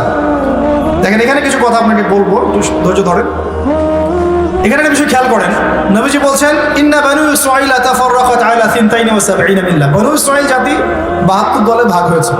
ওয়া তাফতারিক উম্মতি আলা 73 মিল্লাহ, আর আমার উম্মত বিভক্ত হয়ে যাবে 73 দলে। কত দলে? কুল্লুহুম ফিন্নার, নবীজি বলছেন প্রত্যেকটা দলই জাহান্নামে যাবে। বলেন নাউযুবিল্লাহ। প্রত্যেকটা দল কোথায় যাবে? কুল্লুহুম মানে কি? কুল্লু মানে কি? ওই শোনেন নাই কুল্লু বিদআতিন দালালাহ, প্রত্যেক বিদআত ভ্রষ্টতা, শুনেছেন না? কুল্লুহুম ফিন্নার, সবাই জাহান্নামে ইল্লা মিল্লাতান ওয়াহিদা, একটা মাত্র মিল্লাত বাদ। সাহাবীরা বলেন কিলা ইয়া রাসূল ইয়া মান হিয়া ইয়া রাসূলুল্লাহ, তারা কারা হে আল্লাহর রাসূল সাল্লাল্লাহু আলাইহি ওয়াসাল্লাম? তিনি বলেন মা আনা আলাইহি ওয়া আসহাবি আল ইয়াউমা। আল ইয়াউমা শব্দটাও আছে, আজকের দিনে আমি আর আমার সাহাবীরা যার উপরে আছে। 1400 বছর আগে নবী সাল্লাল্লাহু আলাইহি ওয়াসাল্লাম সাহাবীরা যে আকীদা আদর্শ মানহাজে ছিলেন সেটাই চূড়ান্ত, এর বাইরে কোনো কিছু নাই। এখন আসেন এরপরে কি কি হয়েছে। এরপরে এখন কিছু মানুষ বলছে যে নবী সাল্লাল্লাহু আলাইহি ওয়াসাল্লাম শেষ নবী না, আরো নবী আসতে পারে। তাহলে এটা কি আহলুস সুন্নাহ ওয়াল জামার মধ্যে আছে? না। কিছু মানুষ বলছে যে ঈমান হচ্ছে কনস্ট্যান্ট, ঈমান বাড়েও না ঈমান কমেও না। এটা কি আহলুস সুন্নাহ ওয়াল জামাতের আকীদা? নাকি ঈমান বাড়ে এবং কমে? কোনটা আহলুস সুন্নাহ ওয়াল জামাতের আকীদা? আল ঈমান ইয়াজিদু ফিত তাআ ওয়া ইয়ানকুসু ফিল মাসিয়া, ঈমান আনুগত্য বৃদ্ধি পায় এবং আল্লাহর অবাধ্যতায় কমে যায়। ঈমান কনস্ট্যান্ট থাকলে সে দাবি করছে তার ঈমান আবু বকর সিদ্দিকের ঈমান সেম। বলে নাউযুবিল্লাহ। আর আমাদের ঈমান আর আবু বকর সিদ্দিকের ঈমান সেম? ঈমান বাড়বে কমবে। এবার আসেন কিছু মানুষ আবার এটাও বলছে একবার মুখে লা ইলাহা ইল্লাল্লাহ পড়লেই জান্নাত, আমলের কোনো দরকার নাই। আসলে কি তাই? আমলের কোনো প্রয়োজন নাই। এই আকীদাটাকে বলে মুরজি আকীদা। কি আকীদা? এরা মানে সব তরকারিতেই চলে, গোলালু মার্কা, মানে সব তরকারিতে চলে। নিজের গায়ে বিপদ আসবে এমন কোনো কথাও তারা বলতে যাবে না, এমন কোনো কাজও করতে চাবে না যে নিজের গায়ে কোনো বিপদ চলে আসে। ঠিক আছে, খুব সতর্কতা, অতিরিক্ত হিকমত। এত হিকমত নবীরও জানা ছিল না, এত হিকমত যে নবীরও সেই হিকমত জানা ছিল না। এই কারণে নবী সাল্লাল্লাহু আলাইহি ওয়াসাল্লামকে 15টা গালি খেতে হয়েছে সারা জীবন। সিরাতের বই পড়েন আর রাহিকুল মাকতুম, সিরাতুর রাসূল বইগুলো পড়ে দেখেন, তাকে জীবনে প্রায় 15টা গালি মানুষ দিয়েছে। কাকে? আমাদের নবী, যার মতো ভদ্র নম্র উত্তম চরিত্রের মানুষ না পৃথিবীতে এসেছে, না আসবে, না আছে। এই মানুষটাকে মানুষ বলেছে কাযযাব, মিথ্যাবাদী, মহামিথ্যাবাদী, সাহের, জাদুকর, মজনুন, পাগল, ফারিকুল জামা, ঐক্য বিনষ্টকারী, কত কথা, সাবিঈ, ধর্মত্যাগী, এগুলো মানুষ তাকে বলেছে। কিন্তু এই মানুষগুলো কিন্তু নবী হওয়ার আগে আমাদের নবীজিকে বলতো as-সাদিক আল-আমিন, মহাসত্যবাদী এবং সাদিক এবং বিশ্বস্ত আল-আমিন। নবী হওয়ার পর যখনই তিনি লা ইলাহা ইল্লাল্লাহ দাওয়াত দেওয়া শুরু করেছেন, সৎ কাজে আদেশের সাথে অসৎ কাজে নিষেধ শুরু করেছেন, ব্যাস সমাজের লোকজন উল্টা পথে চলা শুরু করেছে। এটা যুগে যুগে সুন্নাত, প্রত্যেক যুগে একই সিস্টেম। নূহ আলাইহিস সালামের সময় একই সিস্টেম ছিল, একই সুন্নাত। আজ জাতি, সামুদ জাতি, ইব্রাহিম, কওমে মাদিয়ান, হ্যাঁ, মুসা আলাইহিস সালামের কওম, ঈসা আলাইহিস সালামের কওম, সব ক্ষেত্রে দাউদ, সুলাইমান, একই সিস্টেম। যখনই আপনি পরিপূর্ণ ইসলাম নিয়ে কথা বলবেন, কাজ করার চেষ্টা করবেন, তখন সবার এটা মনোভূত হবে না। এটাই স্বাভাবিক। বাধা আসবে চতুর্দিক থেকে, সমালোচনা হবে চতুর্দিক থেকে, কিন্তু প্রশংসায় কান দেওয়ার প্রয়োজন নাই, সমালোচনায় কান দেওয়ার প্রয়োজন নাই। গন্তব্য ফিক্স করে অদম্য গতিতে গন্তব্যের দিকে ছুটবেন ইনশাআল্লাহ। এবং এই পুরো জিনিসটা কার জন্য? ইন্না সলাতি ওয়া নুসুকি ওয়া মাহইয়ায়া ওয়া মামাতি, কার জন্য? লিল্লাহি রাব্বিল আলামিন। অতএব কে প্রশংসা করলো দেখারও সময় নাই, কে সমালোচনা করছে এটা শোনারও সময় নাই। হ্যাঁ, তবে সমালোচনা শুনতে হয় মাঝে মাঝে এবং নিজের উপর সেটাকে ইনপুট করে দেখতে হয় যে সত্যি সেই ভুলটা আমার মধ্যে আছে কিনা। থেকে থাকে তাহলে সংশোধন করতে হবে, তাহলে আপনি আরো পরিশুদ্ধ হবেন ইনশাআল্লাহ। এরকম মানসিকতা থাকলে আরো আল্লাহ পাক আপনার মর্যাদা বাড়িয়ে দিবেন ইনশাআল্লাহ। আল্লাহ পাক সবাইকে পরিশুদ্ধ অন্তর লালন করে তৌফিক দান করুন বলি আমি। প্রিয় ভাইয়েরা, যেখানে বলছিলাম কথা, দেখুন আমরা এই ইয়াং এজটাকে যদি মূল্যায়ন না করতে পারি তাহলে অনেক সমস্যা আছে। আমি আপনাকে বলছি, আপনার আগামী দিনগুলো আপনি এভাবে চিন্তা করেন আগামীতে কি করবেন, আর এই আকীদাগুলো সম্পর্কে পড়াশোনা করেন। কিছু মানুষ সেটাও বলেছে কবিরা গুনাহ করলে মানুষ কাফের হয়ে যায়, এটার কিন্তু সঠিক আকীদা নয়, এটা খাওয়ারাজি আকীদা বলে। একটা আকীদা আছে, কিছু মানুষ বলেছে যে যুক্তি বিজ্ঞান দর্শনের মানদণ্ডে কোরআন হাদিস মানতে হবে, এটা একটা মুতাজিলা আকীদা, এটাকে মুতাজিলা আকীদা বলে। অনেকে বলেছে আলী রাদিয়াল্লাহু আনহুকে নিয়ে বাড়াবাড়ি করতে করতে একদম নবীর উপরে নিয়ে চলে যাচ্ছে, এগুলো রাফেজি আকীদা। আল আকীদা তাহাফিয়া বইটা পড়লে আপনি আকীদা সম্পর্কে পরিষ্কার একটা ধারণা পাবেন ইনশাআল্লাহ তাআলা। এরপরে ইহদিনাস সিরাতাল মুস্তাকিমের মধ্যে থাকার চেষ্টা করুন। সেটা কোনটা? যে কাজ, যে আকীদা, যে আমল নবীজি করেছেন, তার সাহাবীরা করেছেন, আমরা থাকবো ইনশাআল্লাহ। আল্লাহ পাক আমাদের কবুল করে নেন। এখন জারি কথা কাজ নবী এবং সাহাবীদের সাথে মিলে যাবে, তার কথা নেয়াতে আমাদের কোনো আপত্তি নাই। কিন্তু যার কথা কাজ মিলবে না সেটা আমরা নিতে যাব না। আল্লাহ পাক আমাদেরকে বোঝার তৌফিক দান। এরপরেও আছে, আমরা বলি সিরাতাল্লাযীনা আন'আমতা আলাইহিম, মানে তাদের পথ যাদেরকে আপনি পুরস্কৃত করেছেন। গায়রিল মাগদুবি আলাইহিম ওয়ালাদ-দালিন, তাদের পথ নয়, তাদের এই জায়গাটা ভালো করে বোঝেন, এটা ইম্পর্টেন্ট জায়গা। তাদের পথ নয় যাদের প্রতি আপনার গজব পড়েছে এবং যারা পথভ্রষ্ট। নবীজিকে সাহাবীরা বলছেন, ইয়া রাসূলুল্লাহ, বলেন সাল্লাল্লাহু আলাইহি ওয়াসাল্লাম, মাগদুব কারা আর ইহুদি কারা? হে আল্লাহর রাসূল, মাগদুব কারা এবং দল্লিন কারা? হে আল্লাহর রাসূল, মাগদুব কারা এবং দল্লিন কারা? এই যে গায়রিল মাগদুবি আলাইহিম, মাগদুব কারা, ওয়ালাদ দল্লিন কারা? নবীজি ব্যাখ্যা করছেন, তিনি বলছেন আল মাগদুব হুমুল ইয়াহুদিয়্যু, মাগদুব হচ্ছে ইহুদি জাতি, ওদের উপর আল্লাহর গজব পড়েছে। আর দল্লিন হুমুন নাসারা, দল্লিন কারা? যারা নাসারা, যারা তিন খোদায় বিশ্বাস করে। এখন আমরা কিন্তু নামাজে এটা বলে আসলাম, এই যে এসব নামাজ পড়েছেন আপনি আল্লাহকে বলে আসছেন, আল্লাহ আমাকে এই দুই জাতি থেকে বাঁচাও। এখন আমার কথা দেখেন, এখন বের হওয়ার পরে আমাদের চেহারা, সুরত, পোশাক আশাক, বাড়ির কালচার, আমাদের বাথরুমের টয়লেট পর্যন্ত, ঠিক আছে, ইংলিশ কমোড, ঠিক আছে, আমাদের চিন্তা চেতনা, আমাদের বস্তুবাদিতা, আমাদের অর্থনীতি, আমাদের রাজনীতি, আমাদের শিক্ষা ব্যবস্থা, প্রতিটা সিস্টেমই ইহুদি খ্রিস্টানে চলছে।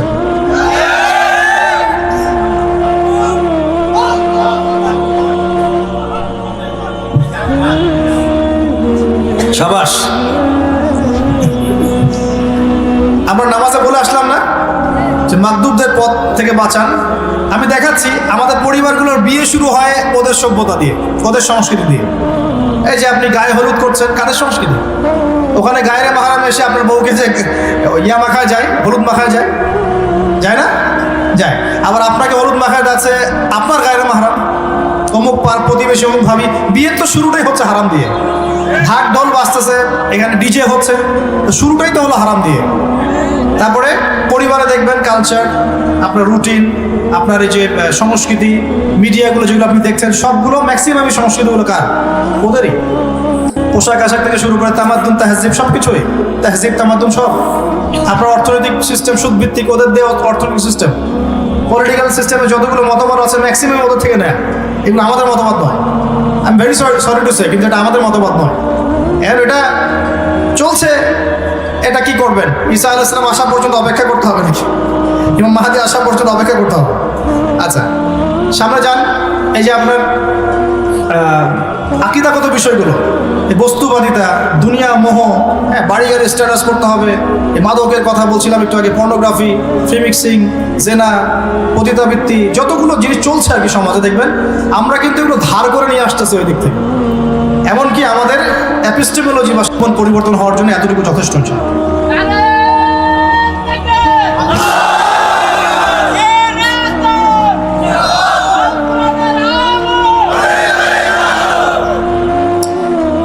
সম্মানিত মুসলিম ভাইরা, আমরা এই পর্যন্ত যে আলোচনা শুনেছি, কয়েকটা ওয়াদা আগে আমার সাথে করেন। আজকে বাসায় গিয়ে আগে তওবা করবেন, রাজি আছেন ইনশাআল্লাহ? এই বিগত বছরগুলো যেগুলো চলে গেছে হায়াত থেকে, এগুলোর হিসাব নিকাশ করবেন খাতা কলম নিয়ে, রাজি আছেন ইনশাআল্লাহ? যদি দেখেন যে অনেক পাপ, হতাশ হবেন না, আল্লাহ পাক বলেন ইন্নাল্লাহা ইয়াগফিরু যুনুবা জামিআ, আল্লাহ পাক সমস্ত গুনাহ মাফ করে দেবেন ইনশাআল্লাহ। তওবা করে ফিরে আসবেন। আগামী দিনে নামাজ পড়া, রোজা রাখা, দিনের জন্য কাজ করা, হালাল খাওয়ায় প্রত্যয় ব্যক্ত করতে হবে যে আগামীতে আমি আর পাপের পথে ফিরবো না ইনশাআল্লাহ। এই হারাম রাস্তা ছেড়ে দিব, হারাম অ্যাফেয়ার ছেড়ে দিব, দাড়ি আমি ছেড়ে দিব, দাড়ি কাটবো না, আমি আমার লেবাস পোশাক চেঞ্জ করব, আমি আমার আকিদা চেঞ্জ করব, আমার আমলগুলো সুন্দর করে গোছাবো, প্রতিটা কাজ করার আগে চিন্তা করব যে এই কাজটা নবীজি কেমন করে করেছে। ঠিক আছে ইনশাআল্লাহ, আল্লাহ তৌফিক দান করুন। দ্বিতীয় ওয়াদা করেন, সেটা হলো আমরা সবাই 5 ওয়াক্ত নামাজ আজকে থেকে আর কেউ ছাড়বো না ইনশাআল্লাহ। যে নামাজের ব্যাপারে ওয়াসওয়াসা মনে আসে, একটা হাদিস খালি স্মরণ রাখবেন, ভাই বলে গিয়েছিল, মান তারাকা সালাতান মুতাআম্মিদান ফাকাদ কাফা। কেউ যদি ইচ্ছাকৃতভাবে নামাজ ছেড়ে দেয়, কুফরি করলো। কি করলো? কুফরি করলো। অনেক বিষয় আছে করলে কিন্তু কুফরি হয়ে যায়। নামাজ ছেড়ে দিলে সাহাবীরা তাকে কাফের মনে করতেন, অন্য কিছু ছেড়ে দিলে কাফের মনে করতেন না। নামাজ ছাড়বেন না, আল্লাহ পাক তৌফিক ইনায়াত করুন, সবাইকে 5 ওয়াক্ত নামাজ পড়াবেন। আরও আছে, সামনে যদি আমরা দিনের জন্য কিছু করতে চাই, যৌবনকে কাজে লাগাতে চাই, প্রিয় ভাইরা সবাইকে জ্ঞান অর্জন করতে হবে। কি করতে হবে? প্রথমেই আয়াত নাযিল হচ্ছে ইকরা বিসমি রাব্বিকাল্লাযী খালাক। আগে পড়তে হবে। পড়াশোনা ছাড়া, জ্ঞান ছাড়া এই বিশ্বকে চ্যালেঞ্জ করা যাবে না। এখনকার বিশ্বের সবচেয়ে শক্তিধর রাষ্ট্র তারাই, যারা অনেক বেশি জ্ঞানী, অনেক বেশি প্রযুক্তি আছে, অনেক বেশি অস্ত্রশস্ত্র আছে, মিলিটারি পাওয়ার বেশি, এরা সবচেয়ে বেশি শক্তিশালী। এখন কি তরোয়ালের যুগ না, কিসের যুগ? তরোয়ালের যুগ, এটা ডাটার যুগ। ডাটা, যার কাছে যত বেশি ডাটা আছে সে তত বেশি শক্তিশালী। অতএব জ্ঞানের বিপ্লব দরকার। সবাইকে এখন জ্ঞান অর্জন করে যুদ্ধ করতে হবে। আল্লাহ পাক তৌফিক ইনায়াত করুন বলি আমি। এবং এমন জ্ঞান অর্জন করবেন যে জ্ঞান আপনাকে জেনারেল শিক্ষাও দিবে, ইসলামিক শিক্ষাও দিবে। দুটোই দরকার আছে, আছে কি নাই? দুটোই দরকার আছে। আমরা স্কুল কলেজ বিশ্ববিদ্যালয় যারা পড়ছি বা পড়াচ্ছি, মাদ্রাসাগুলোতে একটা কম্বাইন্ড সিলেবাসের চেষ্টা করি, আল্লাহ তৌফিক দান করুন। আমার সন্তান যদি বাংলা ইংরেজি অঙ্কের সাথে সাথে কোরআনটা পড়ে, সে কি নষ্ট হয়ে যাবে নাকি আরো ভালো মানুষ হবে? আমার মেয়েটা যদি নামাজ রোজা এগুলো শেখে, পাশাপাশি বাংলা ইংরেজি অঙ্ক এগুলোও শেখে, সে কি বিপদে চলে যাবে নাকি সৎপথে থাকবে? ওর গর্ভ থেকে যে সন্তান জন্ম হবে সেও সৎপথে থাকবে ইনশাআল্লাহ।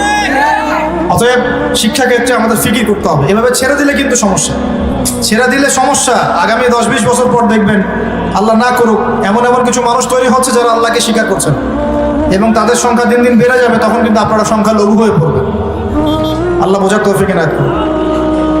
আর দরকার হচ্ছে আমল করা। নবীর সুন্নাহ অনুযায়ী জীবনের প্রতিটা কাজ, ঘুমানো থেকে শুরু করে সারাদিনের প্রতিটা কাজ রাসূল সাল্লাল্লাহু আলাইহি ওয়াসাল্লামের সুন্নাহ মাফিক হচ্ছে কিনা একটু পড়াশোনা করে ঘেটে ঘেটে দেখতে হবে।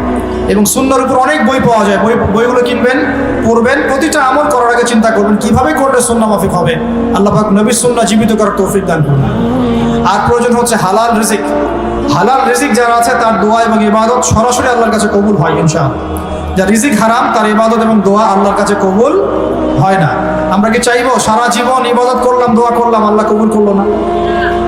অতএব হালাল রিজিকে সন্তুষ্ট থাকি, অল্প রিজিকে সন্তুষ্ট থাকি, আল্লাহর কাছে বরকতের দোয়া করি এবং পরিশ্রম করি, দোয়া করি, পরিশ্রমও করি, ইনশাআল্লাহ আল্লাহ পাক রিজিক দিবে ইনশাআল্লাহ। আর এই যে লিখে দিয়েছেন আল্লাহ পাক রিজিক কত হবে, এটা তো আপনি চেঞ্জ করতে পারবেন না। হারাম পথে গেলেও ওইটাই পাবেন, হালাল পথে গেলে ওইটাই পাবেন। অর্থাৎ কোন পথে নেবেন সেটা আপনার আমার চয়েস। আল্লাহ পাক আমাদেরকে বোঝার তৌফিক দান করুন বলি আমি। প্রিয় ভাইরা, একটা আমল বলি, চাষ্টের নামাজ। চাষ্টের নামাজের নাম শুনেছেন কিনা? ইশরাক পড়ি অনেকে, সালাতুদ দুহা পড়ে, দুটোই পড়ে অনেকে। এই নামাজটার মধ্য দিয়ে রিজিক প্রশস্ত হতে পারে ইনশাআল্লাহ। একটা আমল আছে আত্মীয়তার সম্পর্ক রক্ষা করা। আত্মীয়তার সম্পর্ক রক্ষা যদি করেন, খোঁজখবর রাখেন তাদের সাথে, তাদের পাশে থাকেন, ভালো মন্দ দেখাশোনা করেন, ইনশাআল্লাহ আপনাকে আল্লাহ পাক বেহিসাব রিজিক দিবেন ইনশাআল্লাহ। আরেকটা আমল আছে, আল্লাহর দ্বীনের জন্য সময় দেন, আল্লাহ আপনাকে বেহিসাব রিজিক দিবেন ইনশাআল্লাহ। আল্লাহ ওয়াদা করেছেন, হে আদম সন্তান, আমার ইবাদতের জন্য সময় বের করো, আমার জন্য সময় বের করো, আমি তোমাকে দুইটা বিষয় দিব। এক, তোমার হাতকে সচ্ছলতা দিয়ে ভরে দিব, তোমার সমস্ত অভাব, আমি টেনশন অভাব দূর করে দেব ইনশাআল্লাহ। অতএব রিজিক কার হাতে? আল্লাহর দ্বীনকে সময় দেন, দ্বীনের জ্ঞান অর্জন করেন, হালাল রিজিকে সন্তুষ্ট থাকেন, দোয়া করেন, বরকত পাওয়ার জন্য এই আমলগুলো করেন, ইনশাআল্লাহ রিজিক প্রশস্ত হবে ইনশাআল্লাহ। আর কাজ করতে হবে কি, এই যুগে সবাইকেই পার্ট টাইম দাওয়াতি কাজ করতে হবে। শুধু আলেমরা দায়ীরা আসবেন, একদিন ওয়াজ করবেন, চলে যাবেন, এভাবে হবে না দিন কায়েম। সবাইকেই পার্ট টাইম দাওয়াতি কাজ করতে হবে। অ্যাটলিস্ট দিনের একটা অংশ সবাইকে দাওয়াতি কাজ করার চেষ্টা করতে হবে। আল্লাহ পাক আমাদেরকে তৌফিক ইনায়াত করুন বলি আমি। দাওয়াতি কাজ করার আগে অবশ্যই কিছু জ্ঞান অর্জন করবেন। এমন যেন না হয় যে কোরআন তেলাওয়াতটাও শিখতে পারছেন না কিন্তু বড় বড় শায়েখ হয়ে বসেছেন, এমনটা যেন না। আল্লাহ পাক এই জায়গা থেকে হেফাজত করুন বলি আমি। কোরআন তেলাওয়াত আগে শিখতে হবে বিশুদ্ধ করে, আরবি ভাষা শিখতে হবে, আরবি ব্যাকরণের বেসিক জ্ঞান দরকার আছে, তারপরে ইবাদত করার যোগ্যতাটা অর্জন করতে হবে, হাদিসগুলো চর্চা করবেন, আলেম ওলামার সাথে সম্পর্ক রাখবেন, তাফসীর পড়বেন, বিষয়ভিত্তিক বই পড়বেন, অল্প অল্প করে আপনি দাওয়াতের কাছে এগিয়ে যান। আল্লাহ পাক তৌফিক এনায়েত করুন, বলি আমিন। আরেকটা কাজ, সেটা হলো আমাদের জান মাল সময় শ্রম যার যা আছে এগুলোকে আল্লাহর দ্বীনের জন্য উৎসর্গ করার মানসিকতা রাখতে হবে। আমরা কি রাজি আছি ইনশাআল্লাহ? আরেকটা বিষয় ছুটে গেছে, সেটা হলো আদর্শ পরিবার। আদর্শ পরিবার না গড়ে তুললে কিন্তু সমাজ পরিবর্তন হবে না। আমাদের পারিবারিক আদর্শ সুন্দর করতে হবে। ওই যে বললাম, তো আপনাদেরকে বললাম, তোমরা শোনো ভালো করে, যারা বিয়ে করো নাই, বিয়ে করতে হলে একজন নেককার মেয়েকেই করবা। আর বিয়ে করার আগে খবরদার কোনো যৌতুক ডিমান্ড করবা না। এই কাপুরুষতার পরিচয় দিবে না ইনশাআল্লাহ।